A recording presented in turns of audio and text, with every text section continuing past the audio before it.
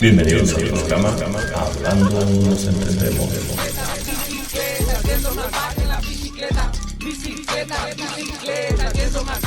Marcelo, buenas noches, gracias por haber aceptado la invitación al programa. Primera vez que nos encontramos por este medio, pero en las redes creo que hemos tenido alguna interacción interesante, o yo me siento seguidor tuyo porque tienes temas muy interesantes o temas que los planteas que son del presente y cosas que interesan a la sociedad y a las personas en esta pandemia también. Así que bienvenido y gracias. Por estar aquí.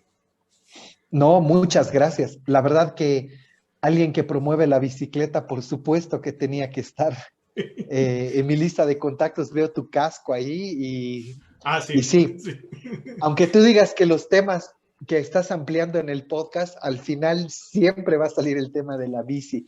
Y yo sí tengo mucho que contar sobre el tema, así que gracias por la invitación. No, gracias. Como te decía, tenemos tantos temas en común que seguramente, no te digo nos alargaremos, pero trataremos de encapsularnos en ciertos temas. Yo quería conversar contigo porque así como eres docente universitario, la parte de la pandemia nos ha encerrado, nos ha provocado a adquirir equipos de computadoras, etcétera. Pero creo que hemos llegado a una etapa en la que los muchachos, los niños, hasta los padres y lógicamente los docentes y maestros han llegado, creo, a la capacidad máxima de poder trabajar en este medio, ¿no? ¿Cuál es tu experiencia? ¿Cuál es tu opinión en ese sentido? Bueno, creo que este tema está trayendo, está refrescando la pregunta milenaria de qué es educación. Exacto. Porque de pronto muchos padres con justa razón decían, bueno, yo no creo en educación a distancia porque yo quiero que mi hijo vaya al colegio como un tema físico, ¿no? Quiero que aprenda en un lugar físico. Los profesores durante décadas se han preparado para el aula, ¿no? La experiencia física también. Incluso te diría que hay talleres para el habla, la mirada, en fin, un montón de cosas. La infraestructura del colegio, durante décadas también, tanto colegios, universidades te han vendido infraestructura. Te decían, mira mi edificio, mira mis laboratorios. Pero me pasa algo curioso, y esto también te lo digo como docente, ¿sabes? No le hemos puesto atención a exactamente qué es educación y quién la implementa. Y quien está en el frente de batalla es el docente. Sí. El docente olvidado, mal pagado, con mucha carga burocrática encima. O sea, te dicen, te pago tanto la hora, pero encima tienes que hacer todo este trabajo. Entonces, creo que la cuarentena ha puesto en perspectiva el tema de la educación no es infraestructura, no es la tecnología que tú tengas, o sea, el hecho de tener una computadora, internet, eso conecta, conecta la experiencia, pero los buenos docentes son buenos docentes en el aula física y en internet, con Zoom. Los malos docentes van a seguir siendo malos físicamente y con Zoom. O sea, que tú tengas ahora un teléfono 4G, LTE y clases virtuales no garantiza que sea educación. No. Entonces, otra vez volvemos a la pregunta, ¿y qué es? Entonces, en la antigua Grecia había un concepto fascinante que se llamaba la paideia, que era una especie de pequeña academia donde venía un maestro y enseñaba a una cantidad de alumnos pequeña, digamos 7, 8 discípulos, y les enseñaba historia, matemática, retórica, filosofía. Pero era como estar en la terraza de una persona que prestaba su espacio y ahí él hablaba, dilucidaba, ¿no? Entonces, creo que hoy día este ejercicio de la cuarentena está otra vez haciéndonos repensar la idea de qué es educación, qué espero de la educación y cómo lo voy a implementar. Por eso es que me llama mucho la atención, es que ante cualquier problema, digamos, hay violencia, falta educación, hay machismo, falta educación, feminicidios, falta educación. O sea, la educación es la culpable de todo, pero ¿quién la ejecuta efectivamente? Entonces creo que estamos por primera vez viéndonos desnudos, carentes, ante un tema que debimos haberlo visto antes. Así que eso me pasa, ¿no? Que de pronto, finalmente la gente, los padres, los propios alumnos y el sistema en general se está dando cuenta que tal vez la educación no era tan buena como creían y que sí tenemos que repensar. Por eso les dejo la pregunta. Yo no he venido con la respuesta, pero creo que todos tienen que pensar qué es la educación y qué esperas tú de la educación para ti o para tus hijos.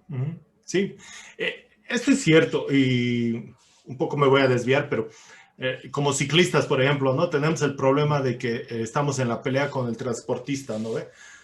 Es falta de educación vial, ¿no? Es falta de educación de los ciclistas. Pero no, o sea, yo también discrepo ese tema y estoy de acuerdo contigo. Hay un tema de discusión en eso, ¿no? Y realmente no nos hemos puesto a sentar como padres, como personas.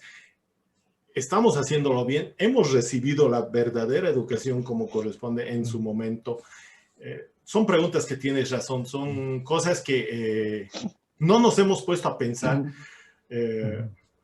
en su momento y ahora dentro de la pandemia, de la forma que lo estás planteando, es cierto, no lo hemos planteado. Y en ese sentido yo también en alguna conversación le decía hemos aprendido a darnos cuenta de que la pandemia ha abierto muchos espacios, como también nos ha despertado cosas que no sabíamos que existían. Por ejemplo, hay muchos padres que máximo manejaban su celular o su computadora, hacer su Excel, su Word, ¿no? Pero ahora que han entrado al sistema, los padres se han dado cuenta que los hijos, ¿por qué se dedican a jugar el famoso PlayStation y etcétera? Y con qué facilidad manejan el celular, con qué facilidad manejan las muchas cosas. Se han dado cuenta que los papás se han dado cuenta que ellos se han estancado en su conocimiento básico de suma, resta, multiplicación, división, algoritmo y etcétera, ¿no? Sí. Cuando no es eso, ¿no? Nos hemos estancado. Hay un paso atrás. No digo que todos, ¿no? Hay padres que les ha costado y han tenido que aprender en la pandemia a utilizar estas cosas y sentarse con los hijos, ¿no? Sí. Sentarse con los hijos. Sí. ¿No? A ver, ¿sabes qué me pasa con eso? Creo que efectivamente de pronto hay una brecha generacional fuerte, que es evidente en música, consumo cultural y por supuesto tecnológico. Pero ¿sabes qué veo en realidad? Que también, por un lado, hay una apertura a adoptar nuevas tecnologías. O sea, yo veo, por ejemplo, he tenido el gusto de ver, por ejemplo, a docentes así de 60 años tomando talleres, ¿no? De cómo mejorar su clase en Zoom, ¿no? De cómo crear nuevas experiencias en diferentes plataformas. Y ¿sabes qué me pasa como docente? Que yo veo, tengo alumnos, digamos, en el rango de los 18 a 25 años, que me hacen una pregunta terrible. Me dicen, ¿y cómo busco en Google? ¿Y cómo encuentro eso? Y es como, es que la tecnología no es un manual, no es que tú tienes que hacer así, paso 1, paso 2, sino es un descubrimiento, es una curiosidad en la medida en que tú quieras aprender. Entonces, yo creo que ahora esto que dices me parece rico porque muchos papás están descubriendo, oye, exactamente cómo eran las clases de sus hijos, porque están viendo al profesor ahí en el teléfono y dicen, oye, creo que el profesor se está equivocando. O lo que muchos también se quejan, dicen, tienen muchas tareas, los tienen tapados de tareas. ¿Por qué no hacemos algo divertido? Entonces, yo creo que hoy día la tecnología se está divorciando de la educación. Curiosamente, lo que debería ser al revés, se está divorciando porque la tecnología de hoy es divertida. O sea, para los chicos es jugar Free Fire, meterte al teléfono, hablar con tus amigos, ver Élite en Netflix, no sé. Pero para nosotros docentes es como, quédate quieto, 3 horas de Zoom con tu cámara prendida, atento a lo que yo voy a decir. Entonces, por eso es que hay un concepto ahora que se lo están manejando ya hace tiempo, pero se ha refrescado otra vez, que se llama gamificación. Y es cómo crear espacios educativos divertidos. Porque aprendes jugando, y jugando es como descubres la vida. Entonces, eso me pasa porque le estamos cambiando el chip también a muchos padres y al sistema en general. Sí. El hecho de decir, oye, el año pasado tú satanizabas a YouTube. En las universidades estaban prohibidos los celulares y estaba todo prohibido. Y hoy día lo primero que te dicen es, dale like a mi página, Sí. entra a YouTube, ¿no?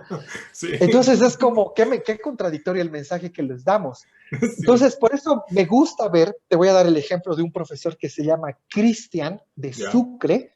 Tiene 500,000 de seguidores en TikTok. Y yo así, viejo como bebé de 44 años, yo me meto a ver sus videos porque te enseñan matemática de una forma tan linda y dices, ojalá se me hubieran enseñado.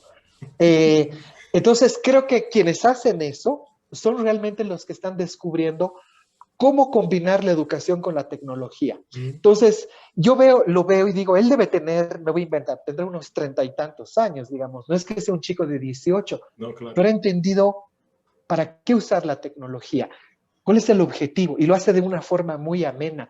Entonces, por eso es que también hoy un gran desafío para la docencia es convertir a los profesores en edutubers, o sea, que puedan crear un contenido divertido, ameno, y que sirva de material de aprendizaje. O sea, son desafíos que tenemos en la educación de hoy por la tecnología. Sí, sí.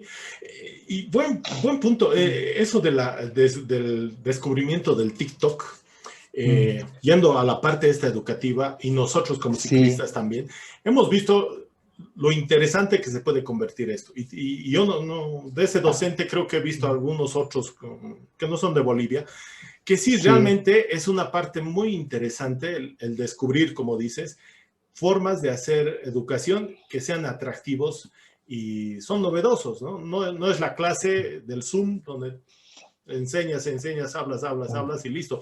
Es cierto, es muy interesante ese descubrimiento y creo que por ese lado el TikTok ha entrado también con fuerza en muchos temas, ¿no? No en lo político, por si acaso, porque creo que a los políticos les ha ido mal, ¿no? A muchos, creo que hay uno que otro que sí, pero otros no les va bien. Hay otro tema que en la parte educativa también, que yo he visto, el uso de la tecnología, los equipos, ¿no?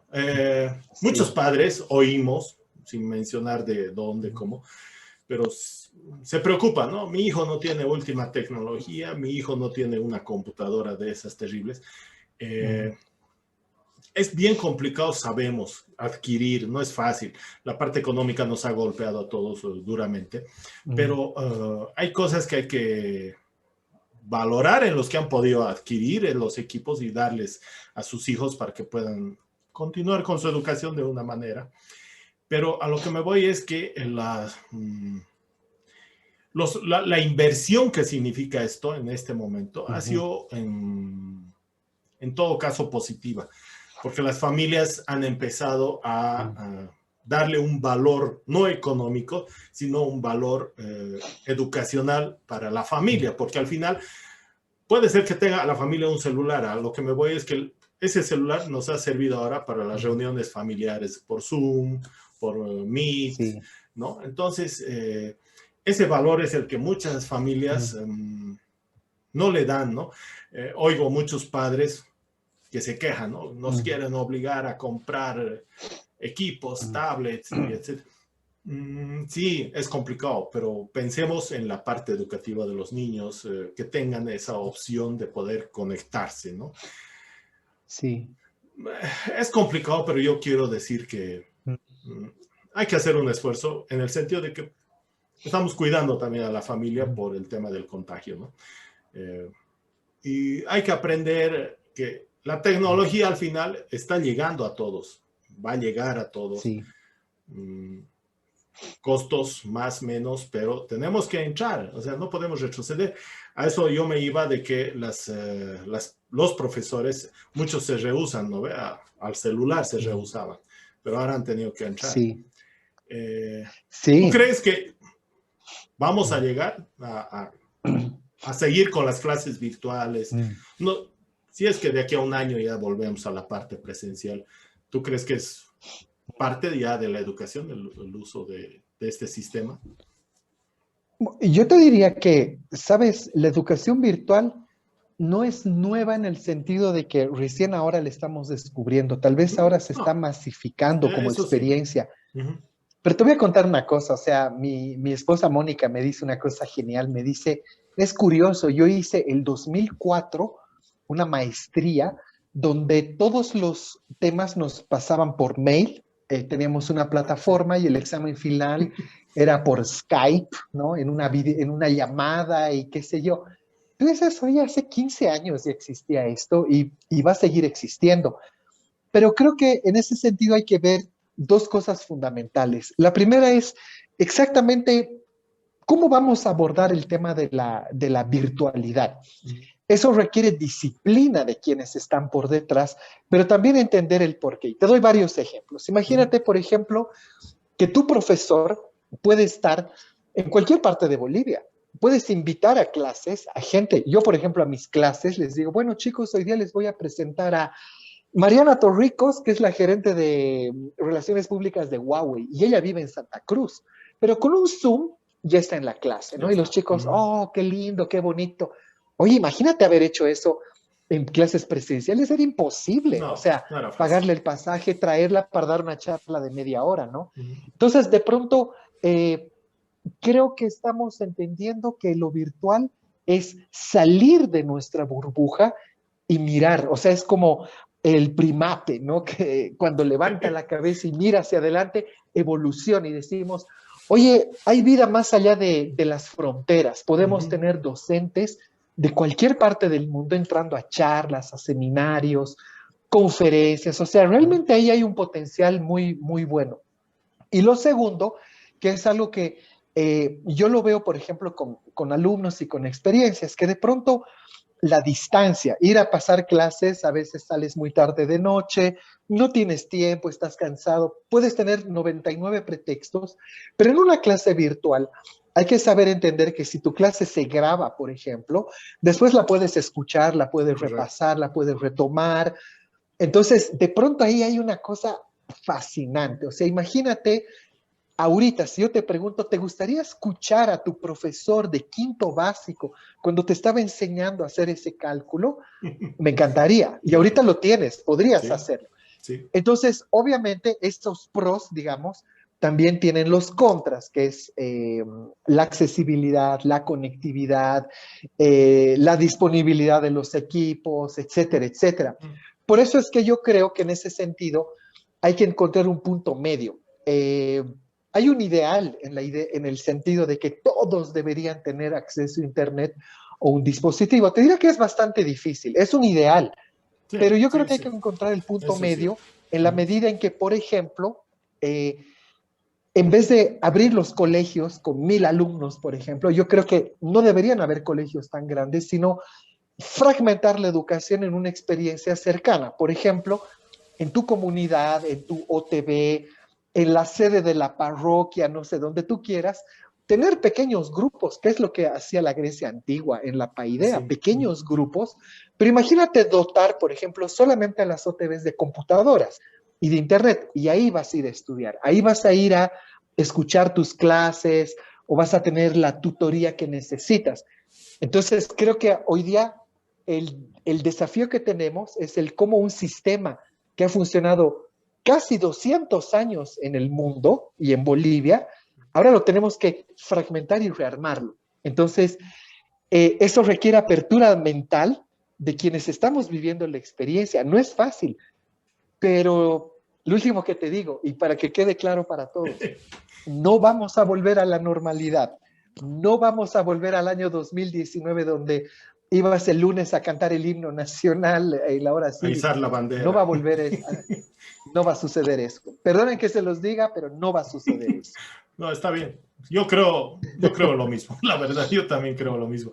Y yendo a este de las clases virtuales y todo eso, algo que me ha sucedido en la pandemia es que a mí me gusta escribir mucho, por ejemplo. Y siempre quise tomar cursos para mejorar, ¿no? Capacitarme de mejor forma. Pero, lógicamente, los La mayoría de los cursos interesantes eran en La Paz, por ejemplo. Yo, disponibilidad de tiempo de poder ir a La Paz y todo eso, era complicado. En la pandemia he pasado 3 cursos. Los 3 cursos me ha ido muy bien. Lo he hecho virtualmente y he mejorado mucho en esa parte. Y realmente, en ese sentido, lo que has mencionado, ¿no? La posibilidad de tener a alguien que te dé una clase, un curso o una charla, no era fácil antes. Ahora se nos ha facilitado y a mí se me ha facilitado una experiencia propia. Y creo que eso es lo que tenemos que ir mirando de a poco, ¿no? Ya has dicho, es un ideal, pero de a poco yo creo que podemos ir avanzando en ese sentido, es cierto. Otro tema, Marcelo, el tema de la... el tema de la comunicación, pero la comunicación, a lo que me iba es... mencionábamos antes de la grabación algo que me escribió Alejandro Canedo, la parte educativa en el campo, fuera de la ciudad.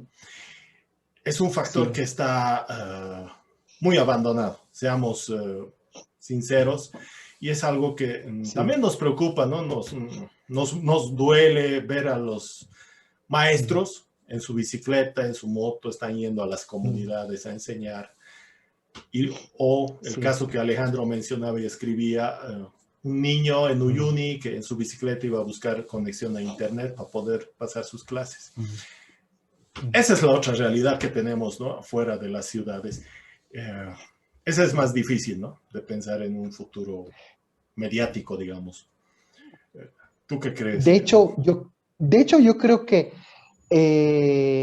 en realidad Bolivia ha avanzado mucho en el tema de la educación alternativa. El problema es que a mí personalmente no me gusta cuando le ponen apodos o apellidos, ¿no? Y dicen educación formal, educación alternativa, no es la educación, solo que se va a ir adaptando a cada realidad.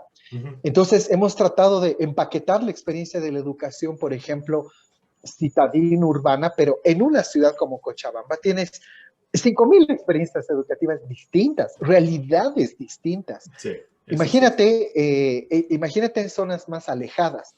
Entonces, yo creo que ahí el desafío está en cómo crear una lista de soluciones que se vayan adaptando a diferentes entornos. Me gusta, por ejemplo, lo que ha hecho Perú. Ellos, al principio de la pandemia, dijeron, bueno, este es un problema, vámonos con clases a distancia, pero eso no significa que sí o sí tiene que ser por internet. A distancia puede ser por radio, por televisión, en español, en quechua, en aymara, y qué otras formas tengo también para recrear la experiencia. Entonces, esa capacidad de adaptarse y de dar soluciones es la que me gusta, ¿no? Entonces, creo que hoy día podría decirte, estamos mal, no tenemos telecentros, no tenemos tecnología, que los chicos no tienen interés. Es verdad, sí, es una realidad.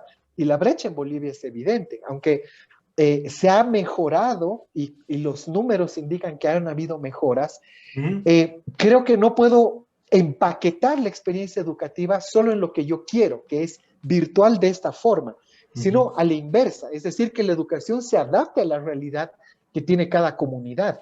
Y esa capacidad de diagnóstico, por ejemplo, que puede ser muy distinta la que se vive en el altiplano, en los llanos, en los valles, en el sur, en tierras bajas, se tiene que ir adaptando. Entonces yo creo que, por eso lo que te decía al principio, o sea, realmente los héroes en este tema, los que están en el frente de combate, son los docentes. La pregunta es, ¿qué herramientas o qué armas les estoy dando a estos docentes para ir al combate? ¿Qué les estoy dando a ellos? Entonces, evidentemente no puedo forzarlos a ir todos a virtual, tampoco a presencial por este tema. Entonces, ¿qué les doy? Entonces, creo que hoy día el desafío en sí de la estructura educativa que tiene el país está justamente en fragmentar otra vez el concepto y recrear esa experiencia.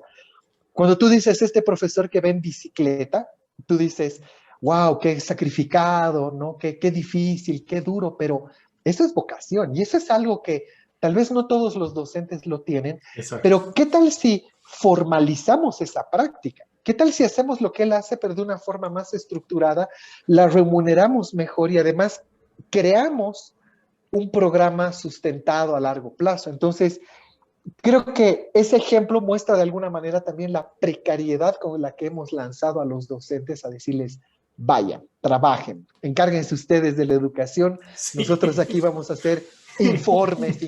Informes, ¿no? Correcto. Me pasa eso, o sea, te diría que sí hay un tema pendiente, pero creo que no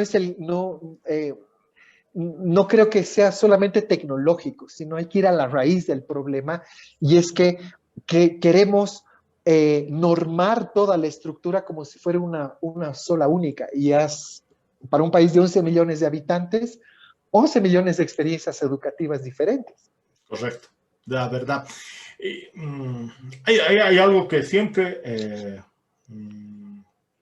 me ha gustado y me gusta, y lo has mencionado, el utilizar otras formas de poder comunicarte, educar, llegar a la gente, y eso no tiene que ver con el internet y todo eso necesariamente. Hay otras formas de llegar a la gente.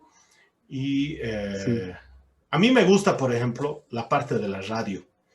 La radio, yo la he considerado siempre, desde pequeño, siempre he sido de los que, en vez de ver televisión, yo encendía la radio de mi abuelita y me ponía a oír los programas, las radionovelas, etcétera. Y la parte de la radio, yo la considero aún una parte vigente, porque es parte de muchas realidades, y en muchas zonas, como el campo, por ejemplo, para ir a ese lugar, la gente escucha más la radio que estar pendiente de tener un televisor, por ejemplo, porque la radio tiene un mayor alcance.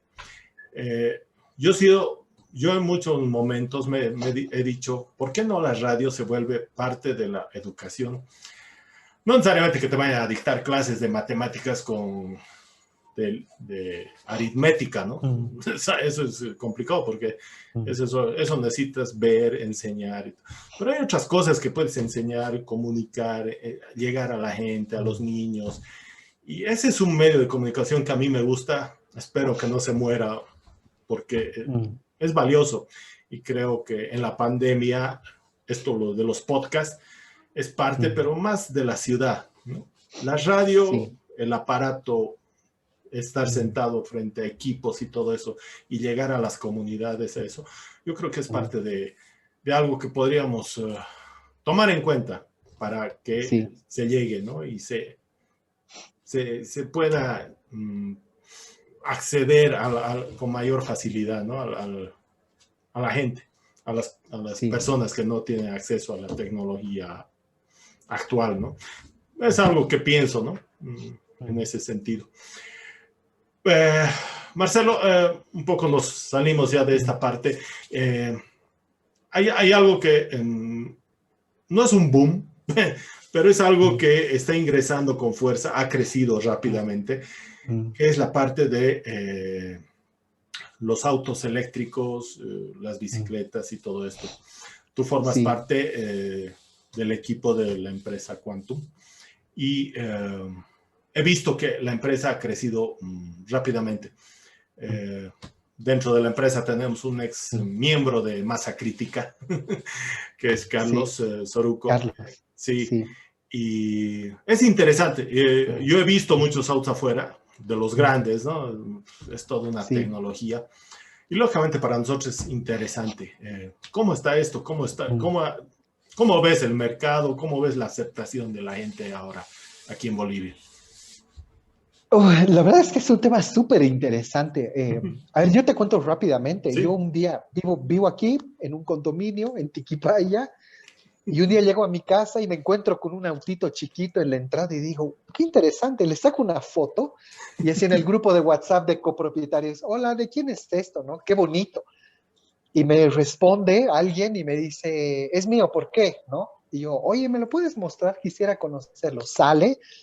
Y me dice, sí, estamos viendo, a ver qué te parece. Y me dice, si te interesa, te muestro la fábrica. Y yo, ¿fábrica? ¿Vas a fabricar esto? Sí, queda aquí cerca. Así conocí a mi vecino, que vive a 2 casas, ¿ya? Y resultó ser José Carlos Márquez, uno de los dueños, el dueño de la empresa. Carlos también es uno de los socios. Y el año 2019, mira, es mi vecino, ¿no? Veo y digo, wow, qué interesante. Corte, 3 meses después, mi esposa contratada haciendo el lanzamiento de la empresa, ¿no? Diciendo Quantum en Bolivia aparece con esta solución.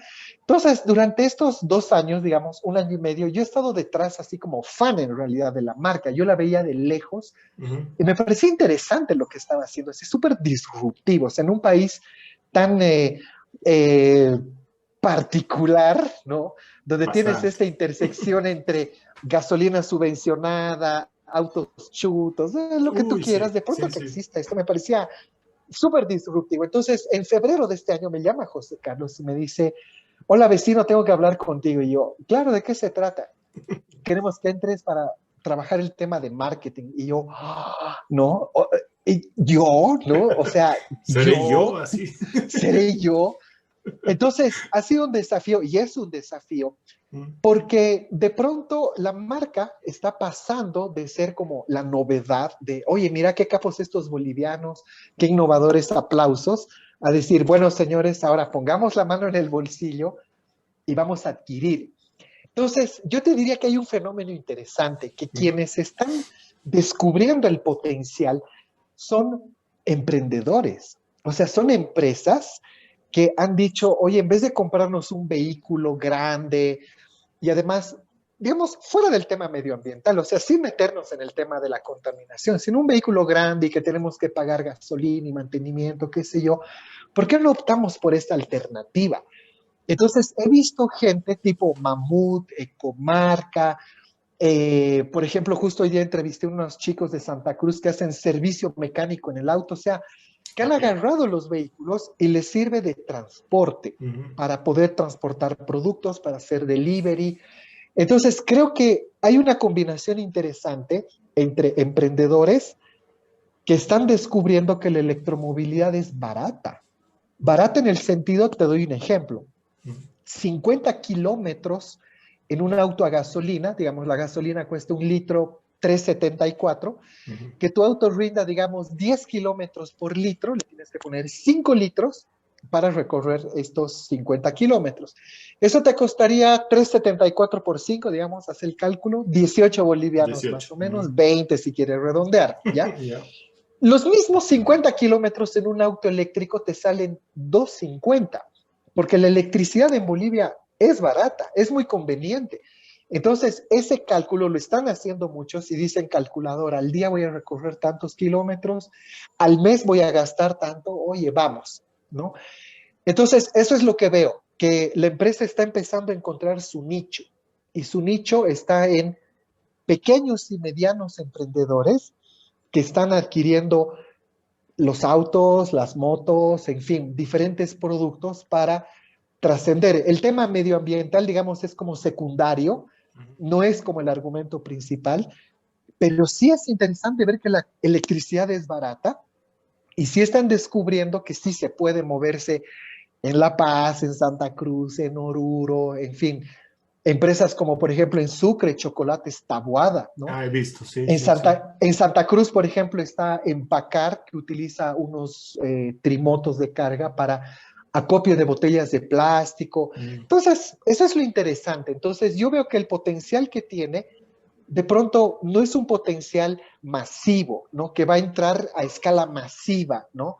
Sino Ujú. que es de nicho, que está entrando a un sector específico del mercado, que ya hemos roto esa etapa inicial de, qué innovador, ¿no? Ahora ya vamos a la parte de, bueno, y ahora yo en qué te puedo ayudar.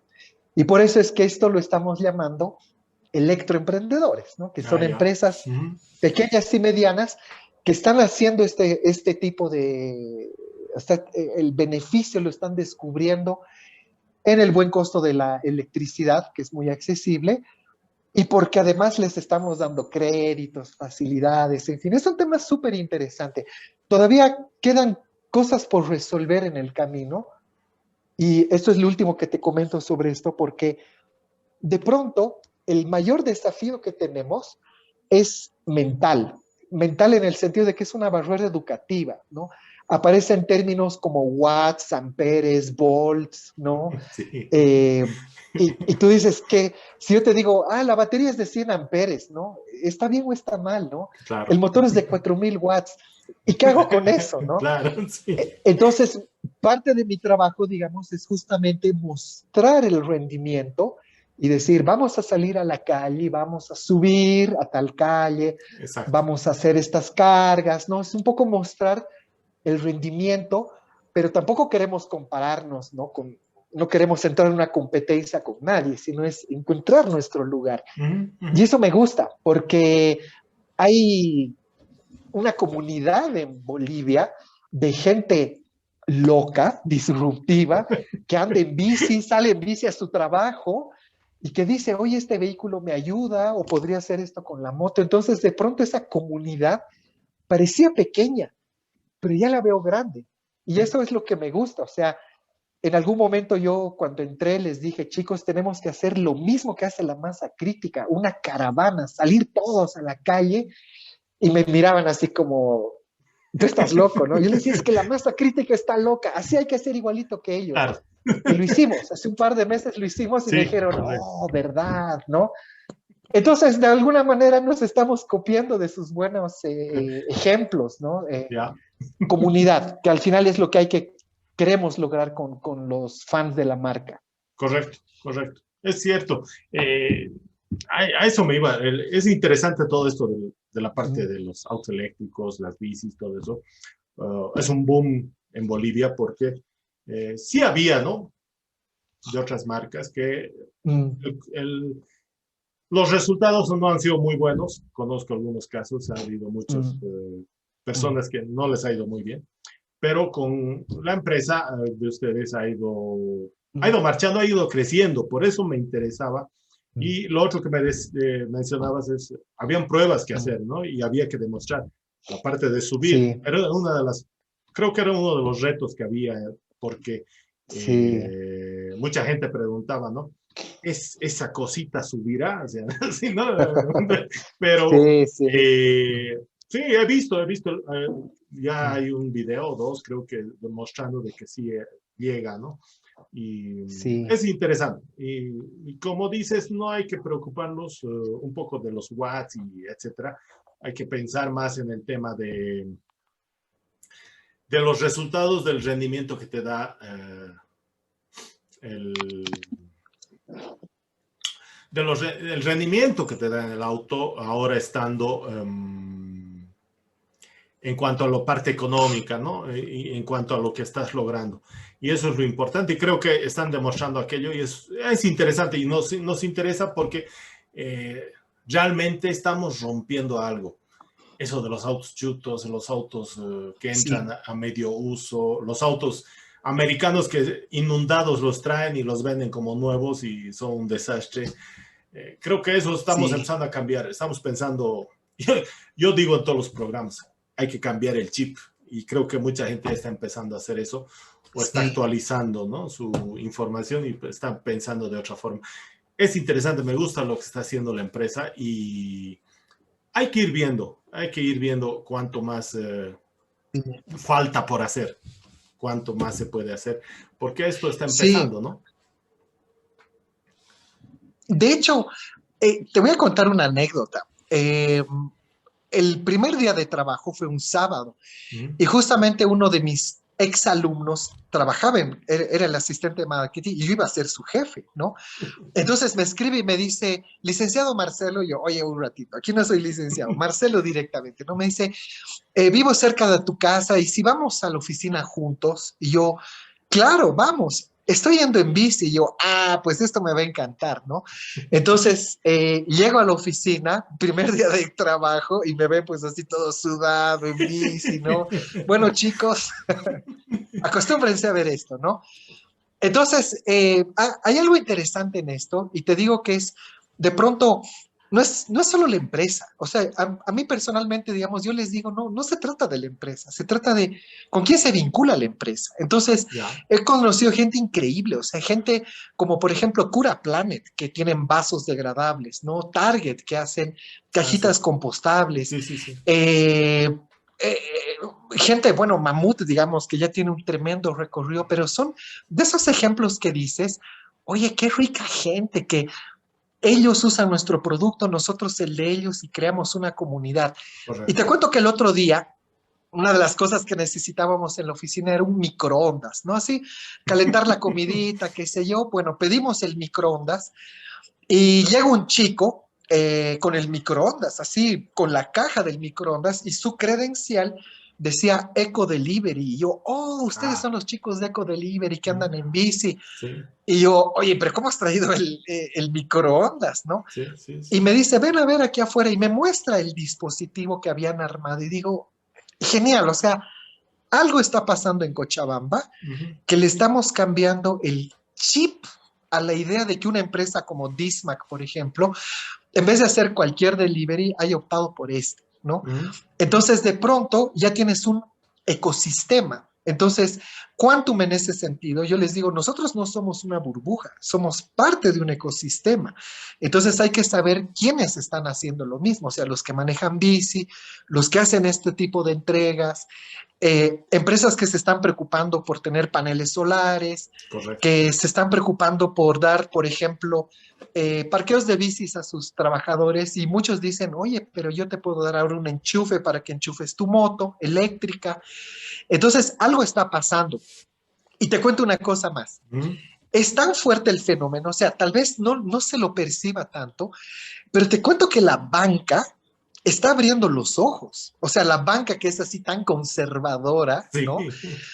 Tú sabes que ahora hay por lo menos 3 bancos que ya ofrecen algo que se llama el crédito consciente, crédito verde, crédito Ah, sí. medioambiental, Ujú, lo que tú ujú, quieras, ujú, para productos eléctricos. O sea, nosotros no somos la única marca, hay varias en Cochabamba, ujú. pero me parece interesante que ellos estén mirando ese mercado, diciendo, apoyaremos este rubro. Entonces ya nos han buscado también otras instituciones de haremos algo juntos, trabajaremos, ¿no? Entonces esto es lo que me gusta de Quantum, ¿no? Que de pronto está encontrando su lugar en el ecosistema, pero también el ecosistema está creciendo. Y por eso Ujú. es que me encanta ver gente en bici en la calle, gente que va a trabajar tal vez en su auto lo ha convertido para transportar productos. Entonces creo que hay que predicar con el ejemplo y quienes lo están haciendo, yo te diría, yo personalmente así los aplaudo porque sé que si no fuera por ellos, seríamos una empresa más vendiendo una solución más. Pero esa diferencia creo que es el valor agregado que necesita Bolivia Exactamente. hoy. Exactamente.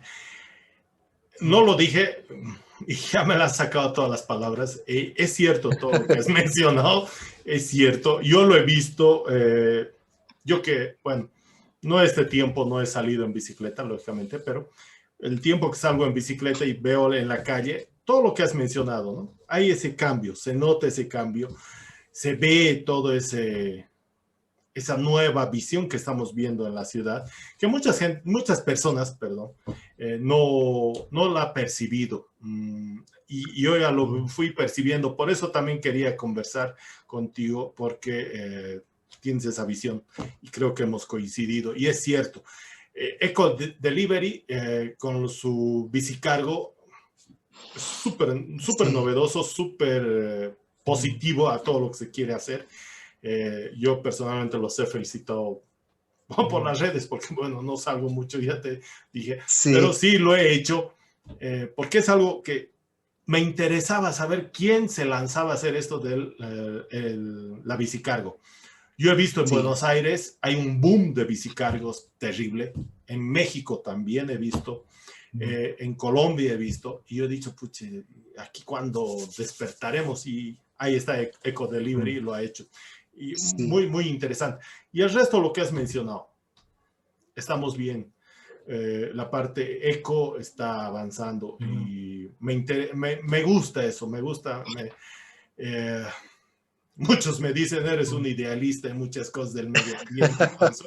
No es que sea idealista, sino que me gusta ver esa visión, esa cosa verde, porque es positiva para todos. No es solo por mí, sino es por todos. Hay que ver, la ciudad necesita eso. Y creo que estamos avanzando y es muy bueno y lo has dicho tú. Estamos en ese cambio de chip que es positivo para la ciudad. Y bienvenido, lógicamente. Hay que mejorar, hay cosas por hacer, hay cosas por avanzar y cambiar de rumbo en otras cosas que son trabas, pero estamos avanzando y creo que estamos yendo por buen camino. Y la masa crítica busca eso también, ¿no? Yo siendo parte del grupo, siempre nos preguntamos, ¿no? ¿Qué más podemos hacer? ¿Qué más podemos...? Ahí están, ¿no? Estamos viendo ya los cambios y tenemos que empezar a trabajar, lógicamente, empujando el carro para adelante. Si no somos nosotros, ¿quién más lo va a hacer, no? Eso está claro. Es verdad. Eso está claro, así totalmente. Marcelo, vamos a lo serio. Ustedes, con las bicicletas, ¿cómo les está yendo? Tenemos una duda, un vacío ahí en masa crítica, porque a lo que yo quiero llegar, porque lamentablemente este último tiempo ha habido muchos accidentes con ciclistas y hay una ley de la bicicleta. Y la ley de la bicicleta lamentablemente no abarca justamente a este modo de transporte de las bicis eléctricas. Es un vacío que hay en la ley que tenemos que mejorar, que es algo que nosotros ya hemos ido en nuestras reuniones planteándonos. Pero, ¿cómo ves esto de las bicis eléctricas? Que las estamos viendo, pero es preocupante porque no hay algo que los respalde, lógicamente. A eso me voy. A ver, yo creo que hay que puntualizar una cosa previa. Las bicicletas que se venden en la empresa son bicicletas mecánicas donde tú pedaleas con 21 velocidades, con 7 velocidades según los modelos que existen, pero tienen algo que se llama el pedaleo asistido. Es decir, que el motor que viene incorporado se activa con una perilla y tú puedes asistir el pedaleo. ¿Eso qué significa? Que, por ejemplo, hay un modelo que te permite ir hasta 30 kilómetros por hora oprimiendo el botón. Pero eso no significa que tú vas a usar la bici como moto, ¿ya? O sea, que tú sales de tu casa y no pedaleas. Es pedaleo asistido. Y para nosotros también, te cuento que el marketing es un desafío porque los clientes entienden eso. Es como, lo voy a usar como moto, ¿no? No, señor, tiene que pedalear. Y el pedaleo le va a ayudar. Por eso es que también entregamos un manual, hay un entrenamiento ahí para que el cliente sepa cómo utilizar la bici. O sea, en esencia es una bicicleta, pero con un pedaleo asistido en el motor eléctrico. Entonces, en esa intersección, digamos, pasa algo muy interesante, que mucha gente, entre los clientes que se han comprado bicis, están yendo a su trabajo en su mayoría. No se están comprando una bici para hacer deporte, salir de noche, no, sino es más un tema laboral. Entonces, a mí personalmente, yo te cuento que cuando van los clientes a bicis, yo los atiendo, ¿no? Todos los chicos en venta son expertos en las motos y autos, pero yo les hablo de la bici, del asiento, de dónde hay talleres mecánicos para el cambio de neumáticos, que el aire, que el freno de disco, todo lo que tú ves, ¿no? Que la luz roja, la luz blanca, el casco, ¿no? Yo les digo, señores, si no tiene casco, no salga de su casa, tiene que tener un casco.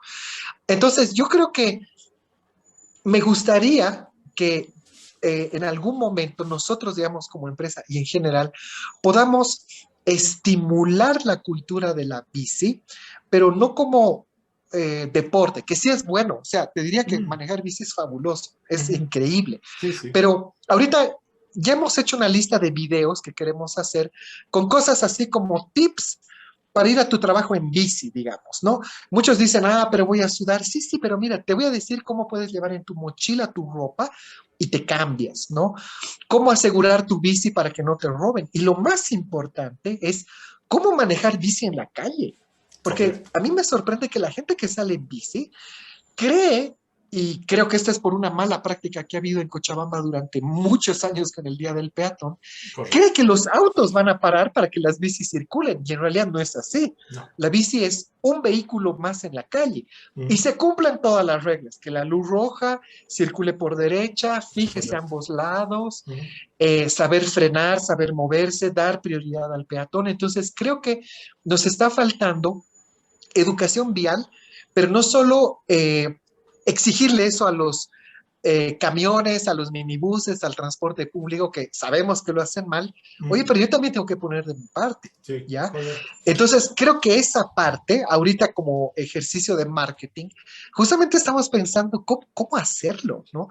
Tenemos la idea de hacer videos, pero en realidad queremos mostrar en la práctica lo que hacen ciclistas reales, ¿no? Como tú, como la masa crítica, gente que trabaja como Carlos. Carlos, a mí me sorprende, va de eterno a su trabajo en bici. Yo digo, oye, viejo, vos eres el modelo para los videos. ¿Cómo cargas tu bici? ¿Dónde la subes? ¿Dónde la colocas? Entonces, ahí, digamos, creo que nos está faltando un tema educativo fuerte. O sea, es linda la bici, te manejas, puedes salir a la calle. Nosotros ofrecemos un modelo que tiene pedaleo asistido, que es como un plus, digamos, por si tienes problemas en la rodilla o en la espalda, qué sé yo, pero en general el concepto es el mismo. Y creo que nos está faltando en general educar mejor a los ciclistas nuevos para que salgan a la calle y se manejen con calma y podamos coexistir con los autos. Correcto. Porque algo que creo que tú compartes esto, o sea, no existe el ideal de que algún día todos los autos desaparezcan, o sea, no va a suceder eso. Esto no es Holanda, ¿no? Nos gustaría que sea Holanda, pero no va a suceder. Mientras tanto, tenemos que coexistir de una forma civilizada. Y nosotros tenemos que dar el ejemplo como ciclistas. Entonces, creo que ahí ese es, digamos, el tema que nos pasa con las bicis, ¿no? Que la gente las compra porque tiene el pedaleo asistido, que es un plus, pero en esencia es una bici mecánica para salir y con todo el cuidado poder pedalear con calma. Entonces, cada vez que va un cliente a comprar una bici, yo pues así lo encomiendo a todos los actos para que no le pase nada. Porque sé que de todos los productos que vendemos, yo digo, mira, disfruta el auto, disfruta la moto, pásala bien, pero la bici, digo, uy, por favor, que no te pase nada, porque sé que la gente es violenta en la calle, lastimosamente, y si uno no conduce bien o no se conduce bien, es un tema peligroso. Así que eso es en lo que estamos. Sí. Has tocado un tema, y justamente eso era, valga la aclaración que le has hecho de la bicicleta. Perfecto. No conocía esa parte de la bicicleta asistida y todo eso. Me parece muy bien la aclaración. Pero la parte de educación vial realmente falta por parte de nosotros, porque yo te digo, yo voy a la calle, me paro en un semáforo rojo, por más que el chofer de atrás del minibús o el micro me esté tocando bocina, no avanzo, porque yo estoy en rojo.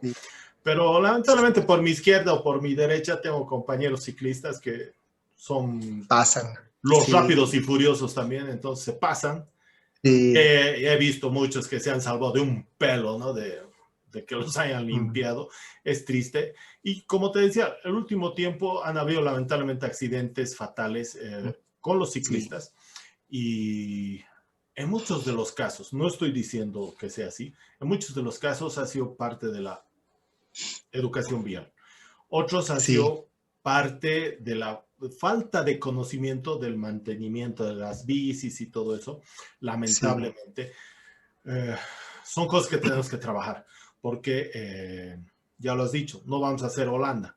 Y justamente por esa razón, con mayor razón, tenemos que tener la parte educativa, la parte de mantenimiento, la parte de la seguridad personal que uno tiene que tener, ¿no? Y lógicamente son muchos factores que hay que trabajar. Y gracias, has tocado todos esos temas que nos interesan y hay que ver de qué manera podemos ir trabajándolos, ir informando y educando a la gente, a los ciclistas, ¿no? Y lógicamente la parte del transporte, que es lo más duro, no sé cómo lo vamos a hacer porque Cada vez que veo al dirigente de los transportistas, lanzo un suspiro y digo, ay Dios, ¿qué hacemos con estos jóvenes? Sí.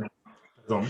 Es un tema complejo, pero yo creo que hay que partir de la premisa de que es una coexistencia que tenemos que desarrollar, Sí. pero sobre todo en el sentido que en algún momento la bici, de hecho ya lo sabemos, pero la bici también tiene que ser un factor fundamental en el plan de transporte. O sea, por eso yo veo muchas veces, digamos, está bien, puede que hayan errores en los ciclistas, pero en general la percepción de la sociedad es, y eso yo les digo a mis alumnos, ¿no? Y te voy a contar una cosa así fuerte, ¿no? Yo cuando llegué aquí el 2011, viví en Chile 10 años, ¿ya? Allá también el tema de la bici ha sufrido así súper transformaciones y igual se ha estimulado, se ha trabajado. Y yo veía que aquí mis alumnos estaban preocupados en que había que techar el estacionamiento porque los autos se mojaban en la lluvia y se hacía barro. Y yo decía, ¿esas son sus preocupaciones? No, pues, o sea, chicos, estamos mal este dicho. Esto no puede ser pensamiento de los jóvenes de hoy en las universidades. Privilegiar los estacionamientos. Entonces, cuando tú les muestras y les dices, oye, mira, las mejores universidades del mundo, Harvard, Oxford, Yale, ¿no? Stanford, todos andan en bici. Los premios Nobel andan en bici. El primer ministro anda en bici, ¿no? Países como Alemania, que producen los autos de lujo del mundo, andan en bici. Entonces, no es un tema solamente de la bici como tal, sino otra vez el paradigma, ¿no? Entonces, si eso, yo les digo, chicos, si ustedes no van a clases en bici y si tú como padre todavía no haces que tu hijo vaya en bici al colegio, ahí es cuando tenemos que plantearnos por qué. ¿Qué está faltando? Y me ha gustado, ya en algunas universidades ya hay bicicleteros, abriremos un espacio, a ver, ¿no? ¿Qué más podemos hacer? Pero es un tema que tiene que partir de algunas instituciones. Y yo creo que las universidades son clave en son este claves, tema, y los colegios. Sí. Es clave. Es un trabajo que nosotros como masa crítica, algún momento, el 2019, lamentablemente el 2020 nos perdió muchos proyectos que teníamos, pero el 2019 empezamos a visitar los colegios, por ejemplo, a indicarles a los niños lo importante que sería el que utilicen la bicicleta como medio de transporte. Hablamos con los directores para que abran los espacios para que los niños puedan tener, o los jóvenes de secundaria tengan la opción de dejar su bicicleta segura dentro del colegio.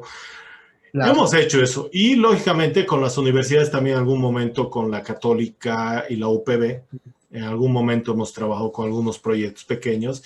Y sí, es cierto, con ellos son los que tenemos que empezar a trabajar, volver a trabajar, perdón, y arrancar de nuevo con esto, que es un proyecto largo, porque no es inmediato, ¿no? Es eso. A ver, veremos. Nuestras proyecciones como grupo son bastante interesantes porque queremos hacer varias cosas. Lógicamente que esto de la pandemia a veces te pone frenos de vez en cuando y no puedes hacer muchos, ¿no? Pero creo que hemos tenido éxito en ese sentido y ya lo has dicho, en otros países, en otras ciudades, en otras realidades se han logrado. Y no vamos a decir que lo vamos a hacer con copia como ellos, pero no estamos lejos, podemos hacerlo. Tenemos el entusiasmo y creo que la gente en ese sentido también se identifica, ¿no?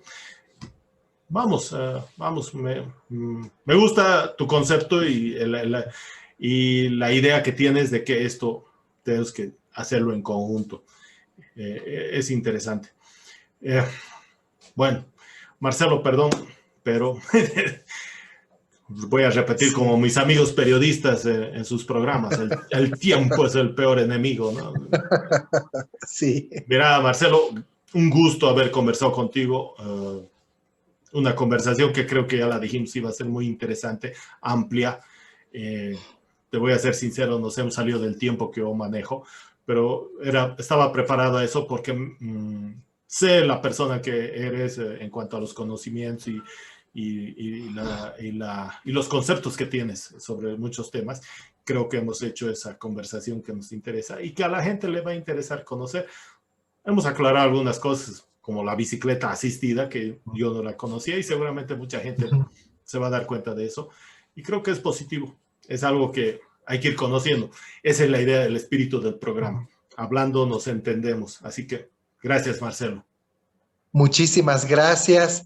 Un gran abrazo. Y como dice tu cartel ahí atrás, que dice más amor, menos motor, ¿verdad? Ah, sí, perdón. Sí. Esa es la idea. Ese es el mensaje. Ese es el mensaje. Así es.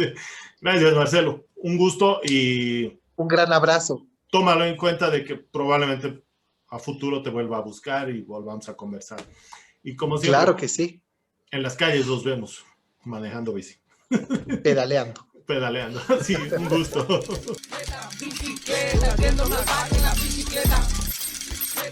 Bienvenidos al programa Hablando nos entendemos. Bicicleta, bicicleta, bicicleta, que es lo más fácil, la bicicleta.